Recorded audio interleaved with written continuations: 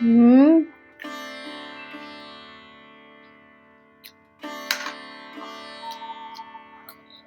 হুম দারুণ হয়েছে বন্ধুরা। আপনারা ভাবছেন যে আমি এত চাউসে আমি কি খাচ্ছি। আমি লাউয়ের একটা দারুণ স্বাদের রেসিপি বানিয়েছি, সেটাই খাচ্ছি। তো বন্ধুরা, এই দারুণ স্বাদের লাউয়ের রেসিপিটা আমি কি করে বানাচ্ছি সেটা দেখতে হলে আজকে এই রেসিপিটা প্রথম থেকে শেষ অবধি দেখতে হবে এবং আমার সাথে থাকতে হবে। তো চলুন, আর দেরি করে লাভ নেই। তো শুরু করা যাক এই দারুণ স্বাদের এই লাউয়ের রেসিপিটা আমি কি করে বানিয়েছি।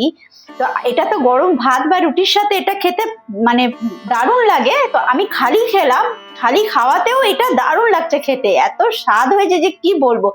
তো রেসিপিটা না দেখলে আপনারাই মিস করবেন। লাউ দেখবেন অনেকেই খেতে চায় না। তো আমি যেভাবে আজকে এই লাউয়ের রেসিপিটা বানিয়েছি ওটা একবার খেয়ে দেখবেন, তারপরে দেখবেন বড় থেকে ছোট সবাই আঙুল চেটে চেটে খাবে আর প্রশংসায় সবাই আপনাকে ভরিয়ে দেবে। তো শুরু করা যাক আজকের রেসিপিটা। নমস্কার বন্ধুরা, আমি শিবানী, শিবানী কুকিং চ্যানেলে আপনাদের সবাইকে স্বাগত জানিয়ে আজকে রেসিপিটা শুরু করছি। তো আজকে রেসিপিটার জন্য যেটা আমার প্রথমে দরকার সেটা হলো আমার লাউ। এই যে আমি একটা লাউ নিয়ে নিয়েছি, তবে যেহেতু আজকে আমি যে রেসিপিটা বানাচ্ছি সেটার জন্য আমার এত বড় লাউ লাগবে না, অল্প লাউ লাগবে। তো চলুন তাহলে আমি লাউটাকে এবারে একটু কেটে দেখাই, কিভাবে আমি কাটছি না ঘিসছি কি করছি সেটা আপনাদের সাথে শেয়ার করছি। এই যে লাউটাকে আমি কেটে নেব।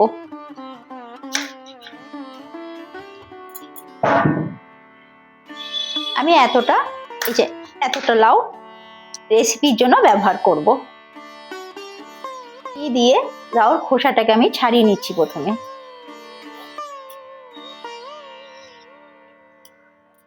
এই দেখুন, লাউয়ের পুরো খোসাটা আমি ছিলে নিয়েছি। এবারে আমি লাউটাকে একটা ঘিসনির সাহায্যে ঘিসে নেব। এটাকে আমি কাটবো না, মানে কুচে কুচে কাটবো না, এটা আমি গ্রেটার নিয়ে নিচ্ছি, দিয়ে এটাকে ঘিসে দিচ্ছি। এই লাউটাকে ঘিসনির সাহায্যে ঘিসে নিচ্ছি।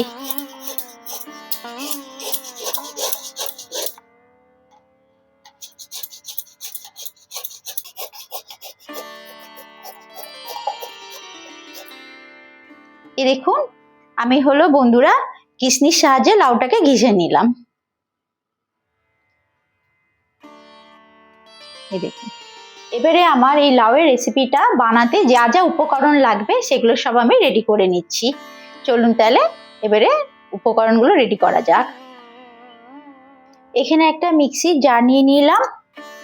পোস্ত দিলাম প্রায় 1 চামচের মতন, এই যে ছোট চামচের 1 চামচের মতন পোস্ত দিয়ে দিলাম। এই যে সর্ষে দিলাম 1 চামচ। আপনারা এর পরিমাণটা বাড়িয়ে কমিয়ে নিতে পারেন আপনাদের লাউয়ের পরিমাণ হিসেবে। আমার যেহেতু লাউটা আমি অল্প ঘিসেছি সেই জন্য পরিমাণগুলো একটু কম দিচ্ছি। আমি সর্ষেটাও পরিমাণ দিলাম ছোট চামচের 1 চামচ, পোস্তেরও পরিমাণ দিলাম ছোট চামচের 1 চামচ। তো আপনাদের যদি মনে হয় পোস্ত বা সর্ষের পরিমাণটা বাড়িয়ে দেবেন তো বাড়িয়ে দিতে পারেন। আর দিলাম নারকেল, দিলাম 3টে কাঁচা লঙ্কা। যেহেতু এই কাঁচা লঙ্কার প্রচন্ড ঝাল আছে সেজন্য আমি 3টে ব্যবহার করছি। আপনারা আপনাদের কাঁচা লঙ্কার ঝাল হিসেবে কাঁচা লঙ্কার পরিমাণটা বাড়িয়ে কমিয়ে দেবেন। এটা আমি পেস্ট বানিয়ে নেব।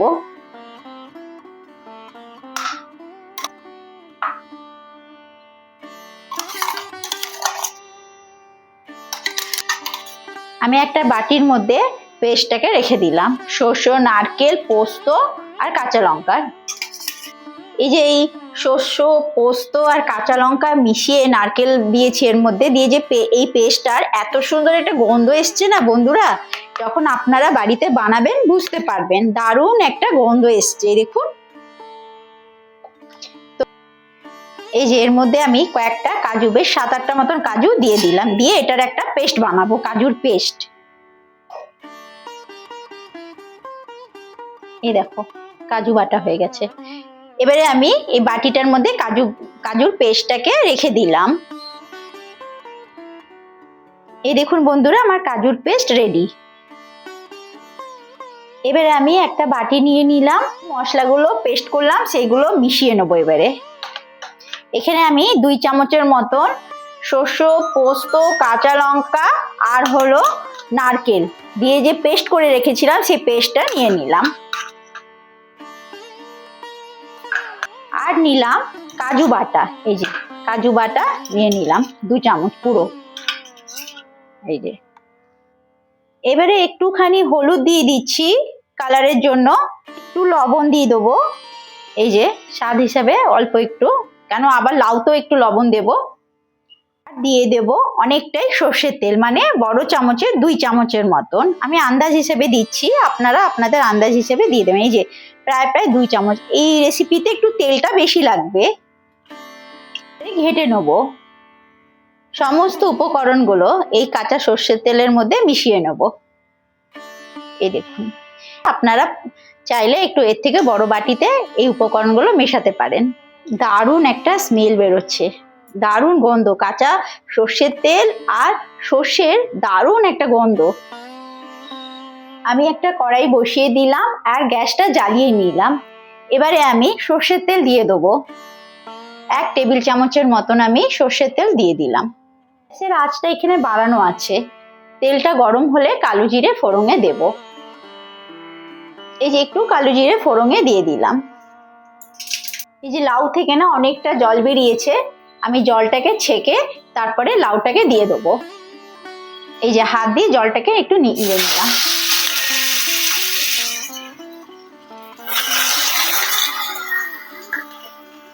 সময় গ্যাসের আঁচটা আমি মিডিয়ামে রাখলাম।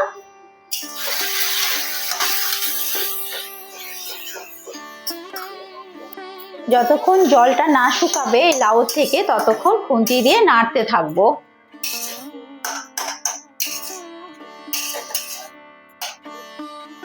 বন্ধুরা দেখুন, এখন পুরো লাউ থেকে জলটা পুরো শুকিয়ে গেছে।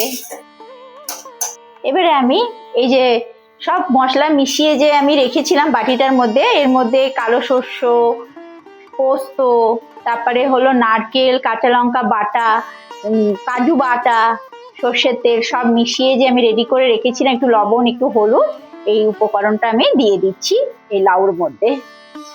এই সময় গ্যাসের আঁচটা একদম ধিমি করে দিয়েছি।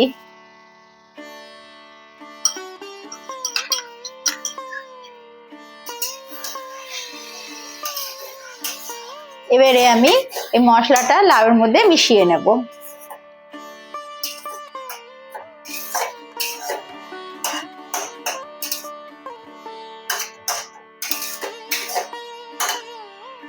এটা রান্না করতে খুবই কম সময় লাগে, অনেক চটজলদি এই লাউয়ের রেসিপিটা হয়ে যায়। আমি এটাকে একটু ঢাকা দিয়ে ঢাকনা দিয়ে দেবো, গ্যাসের আঁচটা একদম ধিমিতে আছে। 5 মিনিট পর তারপরে ঢাকা খুলে দেবো। বন্ধুরা এটা যেহেতু আমি লাউ ভাপা বানাচ্ছি, তো এই লাউ ভাপার মধ্যে 2টো আমি গোটা কাঁচা লঙ্কা দিয়ে দিলাম। এই 2টো কাঁচা লঙ্কা না দিলে টেস্টটা আসবে না। এই দেখুন, আমি 2টো কাঁচা লঙ্কা দিয়ে আবার ঢাকা দিয়ে দিলাম 5 মিনিটের জন্য।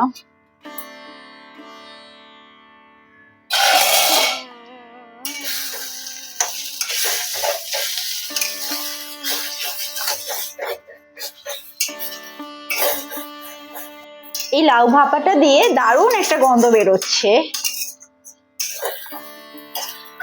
ধনেপাতা দিয়ে দিলাম উপর থেকে।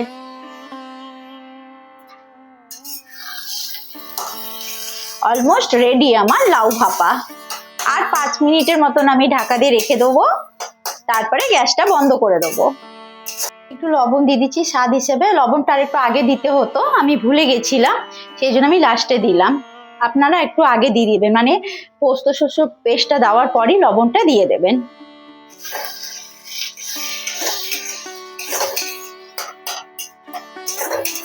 একটু চিনি দিয়ে দিচ্ছি।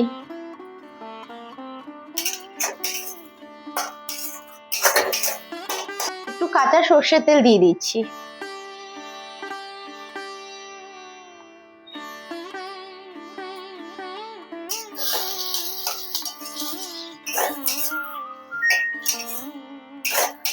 এবারে আমি গ্যাসটা বন্ধ করে দিচ্ছি। গ্যাসটা বন্ধ করে আরো 10 মিনিটের জন্য আমি ঢাকা দিয়ে রেখে দিলাম।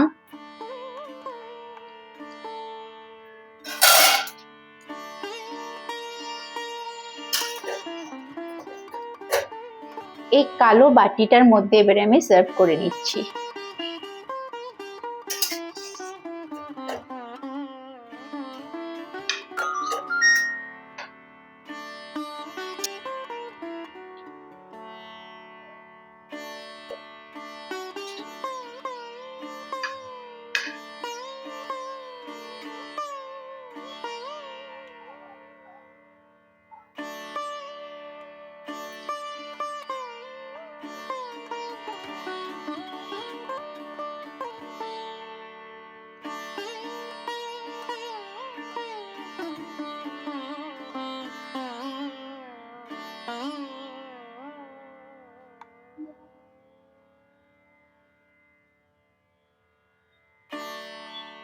সুন্দর তেল ভাসছে।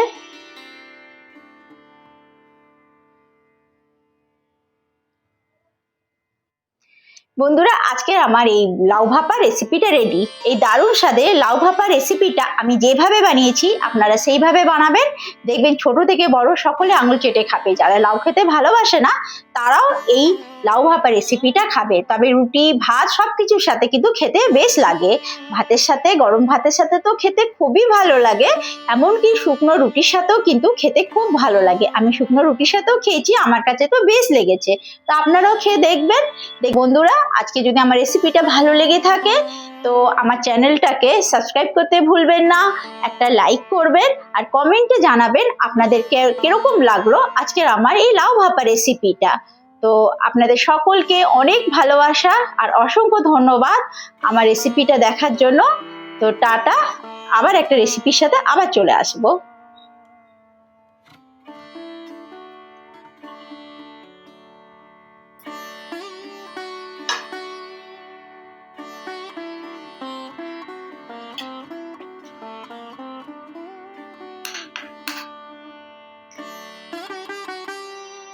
হুম